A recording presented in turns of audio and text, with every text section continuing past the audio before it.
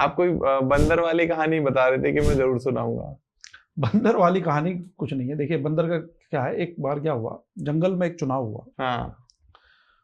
उन्होंने कहा कि ये कहानी कथनी और करनी को लेकर के है।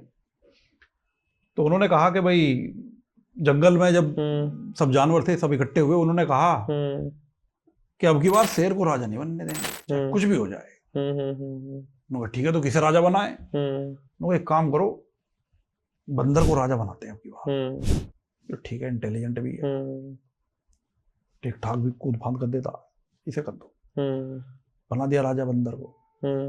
जंगल में एक विपदा आ गई, आपदा पड़ी, शिकारी आ गए, सब जानवर भागने लगे, इधर उधर भाग दौड़ ये वो।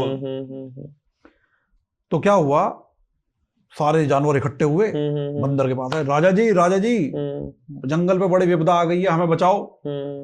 बंदर कूदा एकदम से नीचे, पेड़ पे से कूद गया, इस पेड़ पे कूदा फादा, आके बैठ गया एकदम से।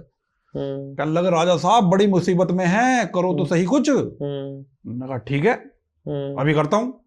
फिर बंदर कूदा, भागा, दौड़ करके फिर आगे नीचे बैठ गया।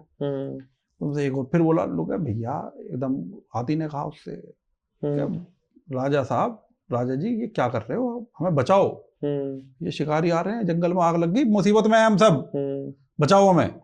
बंदर फिर कूदा, भागा, दौड़ा, फिर नीचे आके बैठ गया और कहा भाई एक बात बताओ, मेरी उछल कूद में कोई कमी हो तो